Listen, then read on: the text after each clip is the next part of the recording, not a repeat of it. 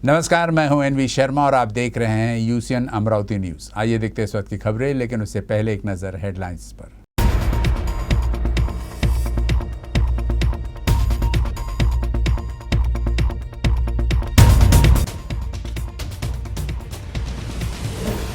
महंगाई और बेरोजगारी के खिलाफ सड़क पर उतरी कांग्रेस। अमरावती में कांग्रेस का जोरदार आंदोलन, केंद्र सरकार की नीतियों पर उठाया सवाल। अमरावती जिले के नंदगांव खंडेश्वर तहसील के शिंगनापुर फाटा के पास भीषण हादसा, 2 ट्रकों के बीच आमने सामने की टक्कर में 4 लोगों की दर्दनाक मौत।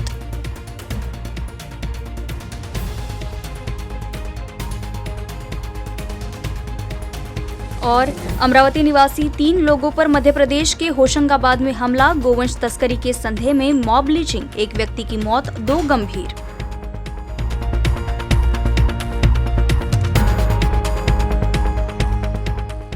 और अब समाचार विस्तार से। बढ़ती महंगाई के खिलाफ देश भर में कांग्रेस पार्टी ने अब मोर्चा खोल दिया है। अमरावती में कांग्रेस पार्टी के नेता और कार्यकर्ताओं ने केंद्र सरकार की नीतियों के खिलाफ जोरदार आंदोलन किया। अमरावती में महंगाई के खिलाफ कांग्रेस आक्रामक रही। केंद्र सरकार के खिलाफ कांग्रेस ने सड़क पर उतरकर राजकमल चौक पर जोरदार विरोध प्रदर्शन किया। ईंधन की कीमतों में वृद्धि के साथ साथ केंद्र सरकार की जीएसटी और विभिन्न योजनाओं के खिलाफ नारेबाजी की गई। इस दौरान कांग्रेस ने महंगाई, बेरोजगारी, अग्निपथ योजना के साथ साथ आवश्यक वस्तुओं पर जीएसटी बढ़ाने का विरोध किया। कमिटीच्या माध्यमातून ज्या मोदी सरकारच्या विरोधात इथं या धरणे आंदोलनमध्ये आमचे मोठे बंधू विलासभाऊ इंगोले, माजी महापौर मिलिंद भाऊ चिमोटे, प्रदेश प्रवक्ता येडतकर साहेब आणि सगळे काँग्रेसजन इथं आज आम्ही धरणे आंदोलन करण्याचं कारण की जे महागाई आपल्या देशात जे महागाई वाढली आहे, सामान्य माणसाला 2 टाईमचं जेवणाची सोय लावणं कठीण झालेलं आहे। बेरोजगारी एवढी वाढली आहे की त्याचा कुठं अंदाज नाही आहे। यांनी जे जे आश्वासन दिले होते, पेट्रोलचं पहा, साधा सिलेंडर 1100 रुपयाचा झाला आहे। ज्यावेळेस काँग्रेसचं गव्हर्नमेंट होतं त्यावेळेस 450चं सिलेंडर होतं आणि त्यावेळेस 200 रुपये सबसिडी होती। आज 1100चं सिलेंडर आहे, सबसिडी शून्य झालेली आहे। म्हणून या पूर्ण देशाला त्यांनी जे खोटं आश्वासनं देऊन या देशाला श्रीलंकेच्या मार्गावर नेण्याचं काम हे जे मोदी सरकार करत आहे, त्याचा आम्ही निषेध करण्यासाठी आज शहर काँग्रेस कमिटीच्या माध्यमातून आम्ही इथं धरणे आंदोलन चालू केलेले आहे। निर्देशावरती इथे अमरावती शहर जिल्हा काँग्रेस कमिटीच्या वतीने महागाईच्या विरोधामध्ये हे आंदोलन सुरू आहे। मोदी सरकार जे आहे ते या देशातल्या जनतेची फसवणूक करून सत्तेवर आलेला आहे। आम्ही देशात पेट्रोल डिझेलचे भाव कमी करू, महागाई कमी करू म्हणून सांगणाऱ्या मोदींनी आजपर्यंत भारताच्या इतिहासात जेवढी महागाई झाली नाही तेवढी महागाई वाढवली। दुसरीकडे तरुणांच्या हाताला काम नाही आहे, बेकारी वाढलेली आहे। डॉलरच्या तुलनेमध्ये रुपया किती खाली घसरलेला आहे आणि असं असताना कोट्यावधी रुपयाच्या मालमत्ता विकून राहिले, कोट्यावधी रुपयाच्या कंपन्या विकून राहिले, पण हा पैसा कुठे चालला? हा पैसा महागाई कमी करण्यासाठी का वापरला जात नाही याचं उत्तर सुद्धा ते देत नाही।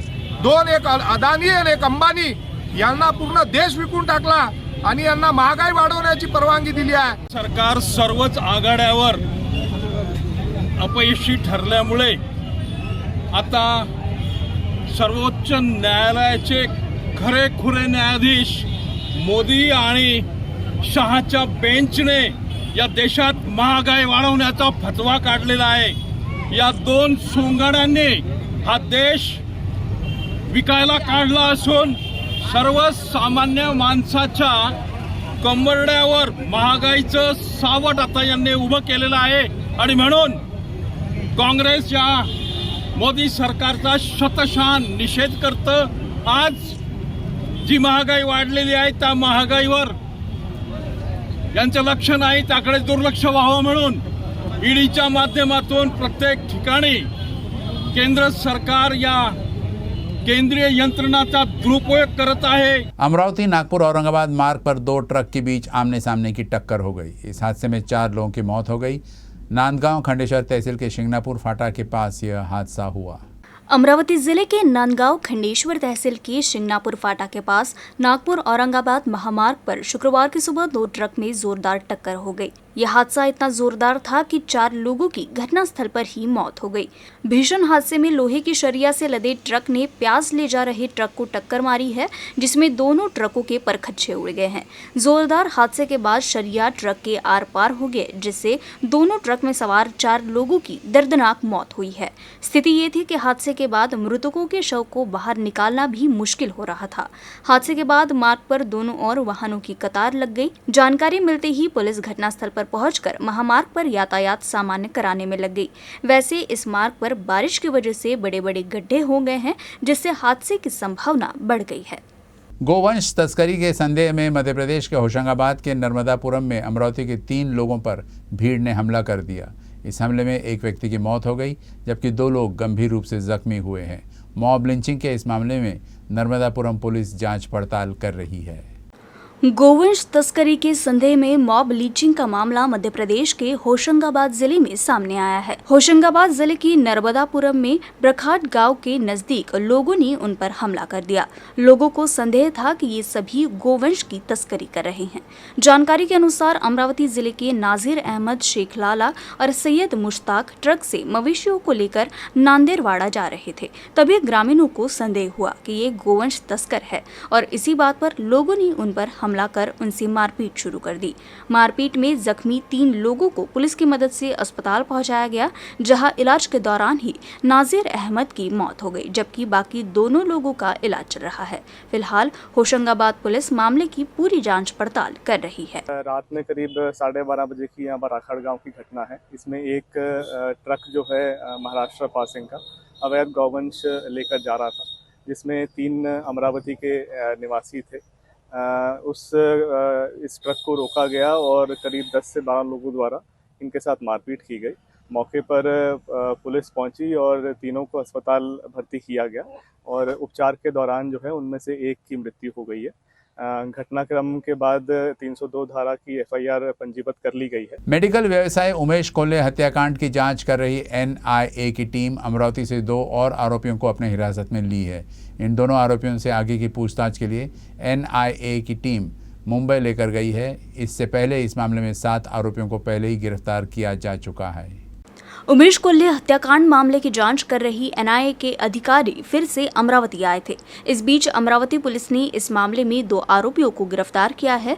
उमेश कोल्हे हत्याकांड में फरार आरोपी डॉक्टर यूसुफ खान और शेख इरफान को गिरफ्तार करने के बाद उन्हें एनआईए को सौंप दिया गया, जिसके बाद इन आरोपियों को जिला सत्र न्यायालय में पेश किया गया, जहां न्यायालय ने दोनों आरोपियों को ट्रांजिट रिमांड पर एनआईए को सौंप दिया है, जिसके बाद एनआईए की टीम दोनों आरोपियों को लेकर मुंबई चली गई।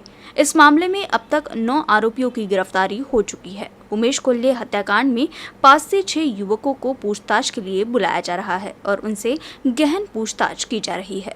कोल्हे की हत्या के मामले में कुछ आरोपी अभी भी फरार है, जिनकी तलाश की जा रही है। आदिवासी विद्यार्थियों को प्रतियोगिता के युग में अंग्रेजी माध्यम से शिक्षा प्राप्त करने के लिए आदिवासी विकास विभाग ने प्रतिष्ठित स्कूलों में अंग्रेजी शिक्षा के लिए एक योजना शुरू की है, लेकिन अमरावती में इस योजना को सही तरीके से पालन नहीं किया गया। अमरावती के महर्षि पब्लिक स्कूल के प्रिंसिपल ने आदिवासी छात्रों को स्कूल से बाहर कर दिया है। इसके विरोध में छात्रों ने आदिवासी अपर आयुक्त कार्यालय के बाहर धरना दिया। प्रतियोगिता के दौर में आदिवासी छात्र छात्राओं को आगे बढ़ाने के लिए आदिवासी विकास विभाग ने पिछले 4 साल से प्रतिष्ठित स्कूलों में अंग्रेजी पढ़ाने की योजना शुरू की है। आदिवासी छात्र अमरावती शहर के एक आवासीय विद्यालय महर्षि पब्लिक स्कूल में पढ़ रहे हैं, लेकिन इन आदिवासी छात्रों को स्कूल से बाहर कर दिया गया, जिसके बाद गुस्साए आदिवासी छात्रों ने आदिवासी विकास विभाग के अपर आयुक्त के कार्यालय में पहुंचकर कार्यालय के बाहर धरने पर बैठ गए। हम यहाँ पर इसलिए आए क्योंकि रात को ऐसे हुए कि जो हम काम नहीं किए वो हमारे ऊपर लिया गए। जो रोटी की मशीन है वो नीचे फेंका गए। अब वो किसने फेंके वो हमको भी नहीं मालूम, इसलिए हमारे ऊपर लिए, इसलिए हम आ गए। और हम जब भी कुछ भी करते तो ऐसे धमकी देते कि टीसी लाल साइन मार देंगे बोलते, हमारे पूरी ज़िंदगी बर्बाद कर देंगे बोलते। फिर हम किस पे जाओ, क्या करना, लाल साइन मार दे तो राठी सर बोलते ऐसे। आज से आज तक छोटे से लेके बड़े तक हम वही रहे, एडजस्ट कर रहे, एक एडजस्ट कर रहे, 2 एडजस्ट कर रहे, पढ़ाई के एडजस्ट कर रहे, खाने के एडजस्ट, सब एडजस्ट कर रहे सर, सब एडजस्ट कर रहे हैं। ऐसे कुछ भी नहीं है कि इस बार आए हम, अगर इस बार हमारे नहीं हुए ना सर फिर हम क्या करना हो आप बताओ। आदिवासी छात्रों के विरोध की जानकारी मिलने के बाद सामाजिक संगठन बिरसा क्रांति दल पूर्व विधायक केवल राम काले सीधे आदिवासी उच्चायुक्त कार्यालय पहुंचे और छात्रों के विरोध का समर्थन किया और छात्रों की समस्याओं का समाधान नहीं होने पर विरोध की चेतावनी दी। महर्षी नामांकित स्कूल आहे आणि आदिवासी विकास विभागामार्फत तिथे विद्यार्थी दिले जातात इंग्रजी मीडियमसाठी आणि हे विद्यार्थी गेल्या पहिलीपासून 5वीपासून तर 12वीपर्यंत ते शिक्षण घेत आहे आणि कालची रात्रीची अशी घटना घडली की रात्री 11 दरम्यान किंवा 12च्या दरम्यान तिथे असणारी पोळी मशीन ज्याच्यावर पोळी तयार होतात ती मशीन कोणीतरी वरतून खाली फेकली आणि त्याचा ब्लेम म्हणून ह्या विद्यार्थ्यावर टाकण्यात आला आणि त्या विद्यार्थ्यांना तिथून बाहेर हाकलण्यात आलं। परंतु विद्यार्थ्याचे सांगत आहे की आम्ही ते पोळीची मशीन फेकलेली नाही आहे, तरीसुद्धा विद्यार्थ्यांना बाहेर हाकलण्यात आलं आणि हाकलण्यात आल्यानंतर ते महर्षी शाळेपासून तर ETC कार्यालयापर्यंत स्वतः पैदल आलेले आहे। त्याच काळात आम्हाला फोन वगैरे आले विद्यार्थ्यांचे आणि त्याच्यानंतर पालकांची सुद्धा फोन आले, तर आम्ही विचारपूस केली असता विद्यार्थ्यांचं असं म्हणणं आहे का आदिवासी विकास विभागात मार्ग परत ज्या नामांकित शाळा चालवल्या जातात जिथे आमचे विद्यार्थी दिले जातात त्या शासनाकडून महर्षी पब्लिक स्कूलला 3 कोटी रुपये वर्षाचे मिळतात, परंतु 3 कोटी रुपये वर्षाचे मिळाल्यानंतरही आमच्या विद्यार्थ्यांवर जो होणारा अन्याय हा थांबलेला नाही है। छात्रों की शिकायत के आधार पर आदिवासी विकास विभाग इस मामले में कमेटी गठित कर पूरी घटना की जांच करेंगी। विद्यार्थी जे आले होते एकंदरीत 30 विद्यार्थी होते। हे येथे नामांकित शाळा आहे महर्षी पब्लिक स्कूल। शासनाच्या योजनेच्या अनुसार त्यांना ते मुलं CBSE पॅटर्नमध्ये शिक्षणासाठी देण्यात आलेले आहे। त्या 30 मुलांची तक्रार ही होती की म्हणजे कोण्यातरी मुलांनी ते काहीतरी शेगडीचा प्रॉब्लेम झाला आपल्या याच्या स्वयंपाकघरात जे शेगडी असते ती शेगडी खाली टाकली, त्यामुळे त्या संस्थाचा जो कोणी अध्यक्ष आहे राठी त्यांनी त्या मुलाला धाकधपटशा केली आणि मुलांना म्हणजे शाळेच्या बाहेर काढले, अशा पद्धतीचं त्यांचं हे होतं। निवेदनसुद्धा सादर केलं त्यांनी। मग या विषयावर या कार्यालयाने चौकशी समिती गठीत केली, विद्यार्थ्यांचं सर्व ऐकून घेतलं आणि विद्यार्थ्यांसोबतच 3 सदस्यीय चौकशी समिती आता शाळेवर पाठवलेलं आहे। कारण मुलांचे जेवणसुद्धा व्हायचे होते। आता चौकशी समिती सर्व चौकशी करेल आणि चौकशी अहवाल प्राप्त होताच त्या चौकशीच्या अहवालाच्या निष्कर्षाच्या आधारे पुढील कारवाई प्रोसीड करेल। खबरें अभी और भी है, लेकिन फिलहाल एक अंतराल। प्रिय ग्राहक, कोरोना के प्रादुर्भाव के चलते आपसे अनुरोध है कि आप अपने केबल का मासिक भुगतान अपने ऑपरेटर को कैशलेस तरीके से जैसे कि UCN मोबाइल ऐप या फिर नीचे दिए गए ऑनलाइन पेमेंट मेथड्स का इस्तेमाल करके करें, ताकि आपका मनोरंजन बिना किसी रुकावट के लगातार चलता रहे। धन्यवाद।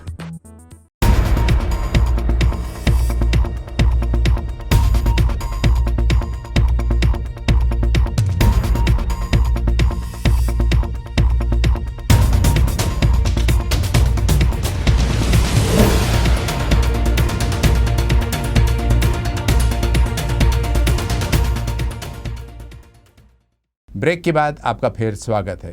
अमरावती महानगर पालिका द्वारा मनपा आयुक्त डॉक्टर प्रवीण आष्टीकर की अध्यक्षता में एक बैठक आयोजित कर आज़ादी अमृत महोत्सव के अवसर पर सभी स्कूल कॉलेज प्राचार्यों के साथ साथ सभी शैक्षणिक संस्थाओं को हर घर तिरंगा उपक्रम की जानकारी दी गई। आयुक्त डॉक्टर प्रवीण आष्टीकर ने इस अवसर पर कहा कि हर घर तिरंगा उपक्रम के तहत राष्ट्रीय ध्वज फहराया जाएगा। विभिन्न शैक्षणिक संस्थानों छात्रावासों के साथ साथ नागरिक अपने घर पर भी राष्ट्रीय ध्वज फहरा सकते हैं, ताकि स्वतंत्रता के अमृत महोत्सव को एक त्योहार का रूप दिया जाए। भारत के राष्ट्रीय ध्वज तिरंगे को वेबसाइट के पहले पन्ने पर प्रदर्शित किया जाना चाहिए, अर्थात स्कूलों और कॉलेजों की वेबसाइट या वेबसाइट के मुख्य पृष्ठ पर या घर घर टैगलाइन तिरंगा प्रदर्शित किया जाना चाहिए। हम फेसबुक, व्हाट्सएप, इंस्टाग्राम, ट्विटर जैसे विभिन्न माध्यमों से जुड़े हुए हैं। छात्रों, शिक्षकों, अन्य कर्मचारियों को इस दौरान भारत के स्वतंत्रता संग्राम के बारे में जानकारी देते हुए अपने तिरंगे पर गर्व व्यक्त करते हुए पोस्ट, संदेश या वीडियो प्रदर्शित कर सकते हैं।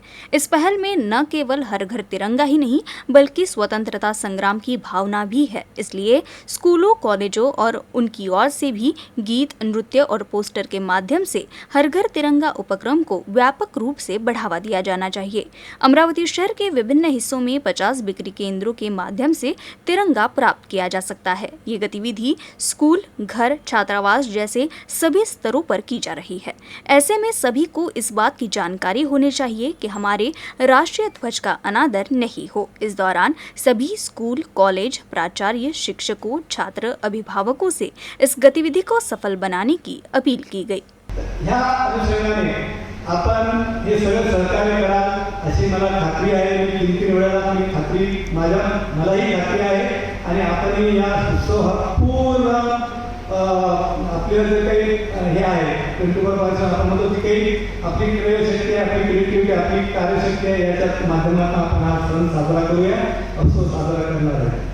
मित्रांनो, याबरोबर आपण सगळ्यांना अमरावती शहराचं आरोग्य या उत्सवाबरोबर आपण आपलं आरोग्य सांभाळणं सुद्धा अत्यंत आवश्यक आहे। हे आरोग्य सांभाळताना कोविड, कोरोना यासारखा एपिडेमिक, पॅन्डेमिक आपण जे म्हणतो हा दुर्धर आजार मध्या 2020 पासून पूर्ण जगाला यांनी ग्रासलेला आहे। आपल्या सगळ्यांना माहिती आहे यावर आता उत्तम प्रकारच्या लस तयार झालेल्या आहे।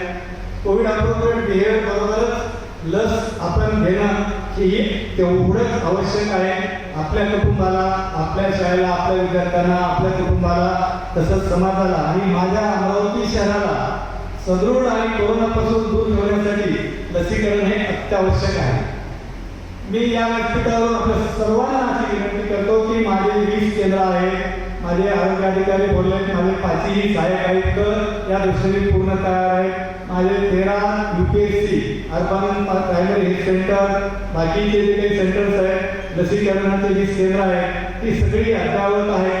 आपण आपल्या प्रत्येक विद्यार्थ्यांना लसीकरण होईल 12 वर्ष आणि अबोव, त्याचबरोबर प्रत्येक विद्यार्थ्यांच्या घरी सुद्धा लसीकरण होईल या दृष्टीने कृपया आपण प्रत्येक विद्यार्थ्यांना आणि पालक आलेले आहेत तिथे शाळा व्यवस्थापन समितीचे अध्यक्ष आलेले आहेत, मी त्यांनाही कळकळीची विनंती करेन। कांग्रेस नेता व पूर्व मंत्री यशोमती ठाकुर ने भाजपा के खिलाफ मोर्चा खोल दिया है। अमरावती में एक कार्यक्रम के दौरान उन्होंने भाजपा पर बड़ा आरोप लगाया है। उन्होंने कहा कि राज्य में सत्ता परिवर्तन के दौरान उन्हें भी भाजपा के एक वरिष्ठ नेता का फोन आया था और उन्होंने धमकाने की कोशिश की थी। आज एका शिवसेनेच्या नेत्याला त्यांनी जेलात टाकलं, काल राष्ट्रवादीच्या टाकलं। मी काहीतरी सत्तांतर होत असताना मी काहीतरी बोलली, मला एका मोठ्या भाजपच्या नेत्याचा फोन आला आणि म्हणले की तसं काय बोलू नका ताई, काय बरोबर नाही म्हणे असं। म्हटलं काय धमकी देत आहे काय? म्हटलं कळलं तुम्हाला काय करायचं आहे। दोनच गोष्टी करू शकतात की नाही, दोनच गोष्टी जे सत्तेत आहेत, जे सातत्यानं संविधानाचा अपमान करतात, ते दोनच गोष्टी करू शकतात। एक तुमच्यावर ईडी, सीडी, सीबीआय वगैरे वगैरे काहीतरी लावू शकतात, नाही तर बंदूक घेऊन मारून टाकू शकतात। पानसरेंना मारलं, दाभोळकरांना मारून टाकलं आणि आज त्या कशा प्रकारच्या संघर्षाला सामोरे जात आहे हे तुम्ही बघताय। मग इलेक्शन आल्यावर आपल्याला काही ब्लॅकमेलर मिळत असतात, मिळतात की नाही मिळत, करतात की नाही करत, आपल्या समाजाला बदनाम करतात की नाही करत। जर केंद्रामध्ये सरकार तिथला निवडून येत असेल तर मग काय राहिलंय तुमच्या आमच्या हातामध्ये? राहिलंय आपला जिल्हा आपल्या हातात आहे। खूप मोठा विचार करायची काही गरज नाही आहे। 5 राज्यांच्या निवडणुका झाल्यावर मी पण घबरवली होती, 2 दिवस नाही झोपली, 2 दिवस झोपेच्या गोळ्या खाऊन झोपली, तर दुसऱ्या दिवशी काम करायला लागत होतं, म्हणून झोप होणं जरुरी होती। 5व्या दिवशी विचार केला की एवढं टेन्शन घ्यायचं काही गरज नाही, जेवढं माझ्या हातात आहे, माझ्या हातामध्ये माझा मतदारसंघ आहे, माझ्या हातामध्ये माझा जिल्हा आहे, जास्त अजून काम करू शकलं तर माझ्या डिव्हिजन मध्ये मी काम करू शकते। एवढं तरी आपण आपलं सांभाळलं तरी पण पुन्हा एकदा आपण खऱ्या अर्थानं न्यायाचं राज्य आणू शकू। अमरावती जिला सामान्य अस्पताल में आईसीयू बेड की संख्या जल्द ही बढ़ाई जाएगी। जिले को कोविड के लिए मिली राशि से आईसीयू बेड खरीदे गए हैं, इसलिए अस्पताल में 40 नए आईसीयू बेड और 21 पीडियाट्रिक आईसीयू बेड लगाए जाएंगे। अमरावती के जिला सामान्य अस्पताल में आईसीयू में 6 आईसीयू बेड की सुविधा है। आईसीयू बेड उपलब्ध नहीं होने के कारण मरीजों को नागपुर या अन्य अस्पतालों में रेफर कर दिया जाता है। इसलिए पिछले कई सालों से अस्पताल में आईसीयू बेड की संख्या बढ़ाने की मांग की जा रही थी। इसलिए जिला सामान्य अस्पताल में आईसीयू बेड की संख्या जल्द ही बढ़ने वाली है। स्वास्थ्य विभाग को कोविड से निपटने के लिए प्राप्त राशि से आईसीयू बेड खरीदे गए हैं। इसमें 40 आईसीयू और 21 पेडियाट्रिक आईसीयू में बेड लगाए जाएंगे। इसके साथ ही ऑक्सीजन व एसी का काम पूरा कर लिया गया है। कोविड इमर्जन्सी फंड होता आपल्याकडे, त्या कोविड इमर्जन्सी फंडमध्ये सध्याच्या परिस्थितीत म्हणजे कोविड रुग्णासाठीच आपण ते आयसीयू तयार केले होते, परंतु आता कोविडचे रुग्ण कमी असल्यामुळे म्हणून आता ते आपण जनरल जे पेशंट आहेत त्याच्यासाठी आता आपण त्याचा उपयोग करणार आहे। तोच आपला कोविड इमर्जन्सी फंड म्हणून आला होता, परंतु आपण तो आता त्याचा उपयोग करून कोविड माध्यमातूनच पण जनरल पेशंटला वापरतो आपण। आता आपले टोटल 40 बेडचे आयसीयू आहे आणि छोट्या मुलांसाठी 21 बेडचे आहे आणि जे 40 बेडचे आयसीयू आहे ते 6 नंबर, 8 नंबर आणि 10 नंबरमध्ये होणार आहे आणि जे पेडियाट्रिकचे आहे लहान मुलांसाठी ते 21 आयसीयू आहेत ते 5 नंबरला होणार। टोटल बेड आहेत आपल्या इथं 379। शादियों में पारंपरिक रस्म के अलावा अब फिल्मी अंदाज में भी अलग अलग कार्यक्रम होते रहते हैं, लेकिन अमरावती में एक युगल ने अपनी शादी में संविधान का प्रस्तावना पढ़कर एक दूसरे के साथ परिणय सूत्र में बंधे। अमरावती जिले के तिवसा के सामाजिक कार्यकर्ता राजेश माहोरे की बेटी शीतल की शादी तिवसा में हुई। ये शादी अन्य शादी से थोड़ी अलग रही। यहाँ वर वधू ने रीति रिवाजों को निभाने से बेहतर संविधान का पठन कर वैवाहिक बंधन में बंधे। ये विवाह समारोह बहुत ही सरल तरीके से किया गया था। इस विवाह समारोह में नवविवाहितों द्वारा सभी धर्मों की समानता का संदेश देते हुए सभी महापुरुषों के फोटो भी लगाए गए। आम्ही एकमेकांच्या स्वातंत्र्याचा नेहमी आदर आणि नेहमी सन्मान करत प्रेमाने सहजीवन जगू तसेच एकमेकांच्या सुखदुःखात नेहमी सोबत असू। आयुष्यात जेव्हा चढ उतार येतील तेव्हा त्रागा न करता भांडण न करता एकमेकांसोबत संवाद करून मार्ग काढू।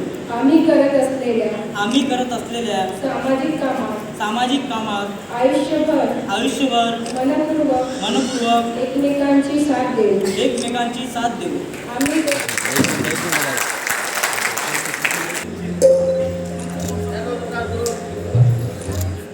चिखलदरा को विदर्भ का स्वर्ग कहा जाता है। फिलहाल बरसात के मौसम में चिखलदरा की खूबसूरती में 4 चांद लग गया है। यहाँ 2000 फीट की ऊंचाई से बहता भीमकुंड जलप्रपात पर्यटकों के लिए आकर्षण का केंद्र बना हुआ है। सफ़ेद पानी से बहते इस झरने को देखने के लिए बड़ी संख्या में पर्यटक पहुँच रहे हैं। बारिश से पहाड़ी घाटी में भी हरियाली फैल गई है।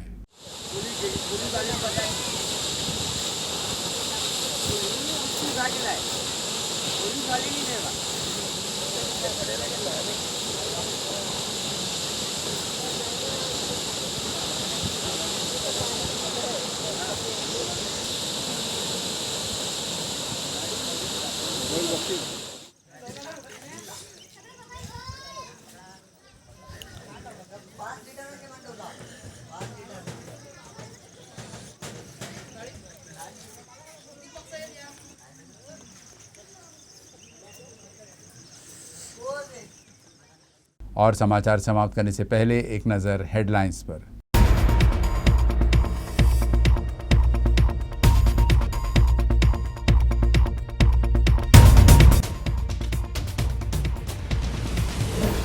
महंगाई और बेरोजगारी के खिलाफ सड़क पर उतरी कांग्रेस। अमरावती में कांग्रेस का जोरदार आंदोलन, केंद्र सरकार की नीतियों पर उठाया सवाल। अमरावती जिले के नंदगांव खंडेश्वर तहसील के शिंगनापुर फाटा के पास भीषण हादसा, 2 ट्रकों के बीच आमने सामने की टक्कर में 4 लोगों की दर्दनाक मौत।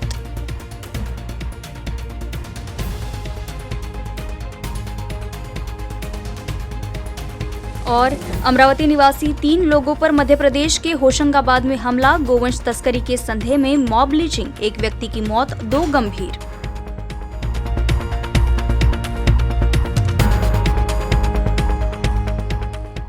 न्यूज़ रूम से बस इतना ही, लेकिन खबरों का सिलसिला आगे भी जारी रहेगा। आप देखते रहिएगा यूसीएन अमरावती न्यूज़।